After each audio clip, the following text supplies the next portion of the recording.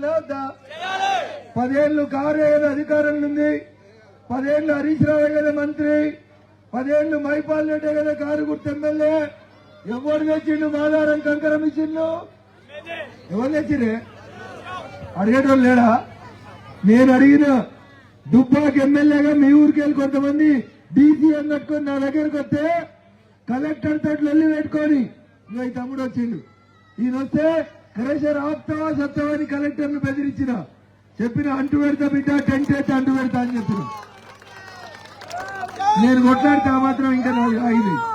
కానీ కాంగ్రెస్ వాళ్ళు వచ్చినాక ఇంకా అగాధం అయిపోయి వీళ్ళు. ఇక మమ్మల్ని అడిగేటోడే లేడని వీళ్ళు కూడా క్రెషర్ల పంచాయతీ మొదలు పెట్టింది. అందుకని ఒకసారి దయచేసి ఆలోచించురి. ఎవరికి భయపడాల్సిన అవసరం లేదు. భయపడతారా?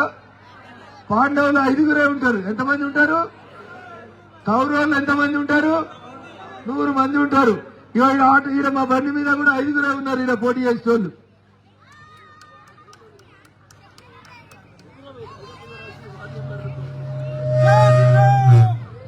ఐదుగురు ఉన్నారు ఇక్కడ పంచ పాండవులు లెక్క. మిమ్మల్ని కాపాడుతారు.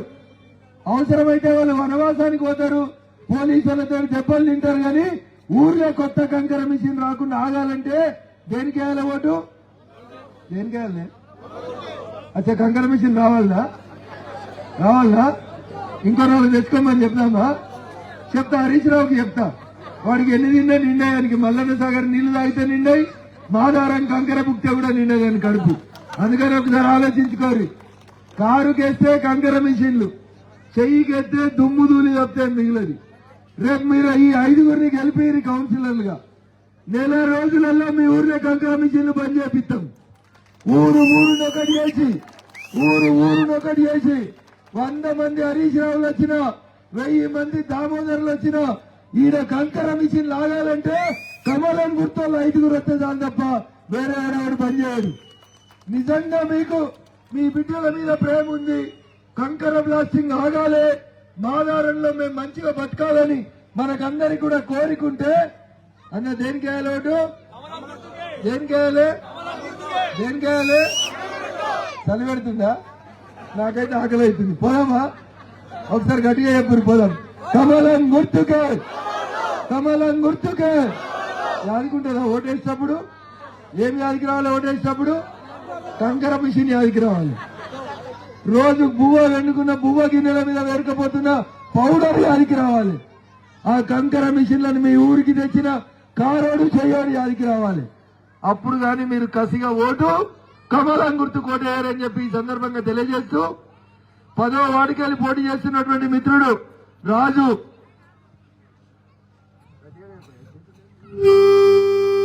తమ్ముడు ఆటో నడిపి చేయి కిందికి అలవాటు అయిపోయింది. ఇప్పటి నుంచి ఇక దండం పెట్టి నేర్చుకుంటాడు. రేపటి నుంచి లీడర్ అవుతాడు. మీరు అందరూ ఓట్లేసి గెలిపియాలి. టేకుమట్ల రాజు 10వ వార్డు కౌన్సిలర్ అభ్యర్థి. సరే గట్టిగా తప్పటి కొట్టరాక నువ్వు వద్దన్నట్టుంది. ఏముంది?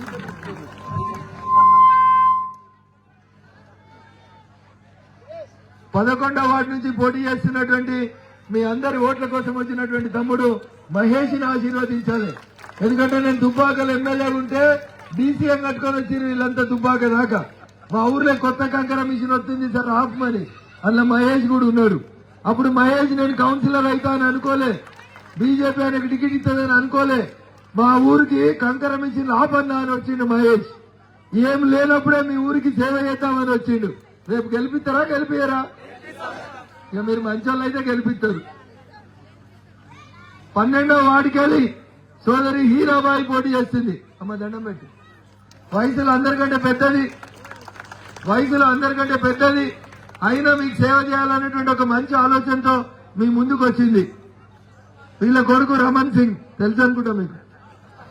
రఘునందన్ రావుని ఎంపీ గెలిపిస్తే, పువ్వు గుర్తుకు ఓటేస్తే మా మాదారంలో బతుకమ్మ మెట్లు కట్టిస్తా అని సొంత పైసలతోటి, పిల్లగాడు చిట్కెన్న లెక్కనే ఉన్నాడు పక్కగా, కానీ సొంత పైసలు ఖర్చు పెట్టిండు. కంకర మిషన్ వాళ్ళ దగ్గర తెచ్చుకోలే పైసలు. తెచ్చుకున్నాడా? కంకర మిషన్ వాళ్ళని తెచ్చుకోలే, జేబుల పైసలు ఖర్చు పెట్టి మాదారంలో మా అక్క చెల్లెల కష్టమవుతుందని బతుకమ్మ మెట్లు కట్టించిండు. రగన్న గెలిస్తే కట్టిస్తా అని చెప్పి కట్టించిండు. మరి మంత్రి గుంటలో కట్టించిండు. అది మాదారం పంచాయతీ కిందకి వస్తుంది. ఇంకొక కౌన్సిలర్ అభ్యర్థి సోదరుడు రమేష్, అందరికంటే వయసులో చిన్నాడు, ఇంకా పెళ్లి కాలేదు. అయిందా రమేష్? సో అందరికి తమ్ముడు లాంటి వాడు. రేపు గెలిచినాక పిల్లని కూడా చూసి మంచి దావత్ ఇద్దాం. కానీ కౌన్సిలర్ చేద్దామా వద్దా? చేయాలా వద్దా? శ్రీరామ్, జై శ్రీరామ్, జై శ్రీరామ్. రమణ్ సింగ్ చెప్తే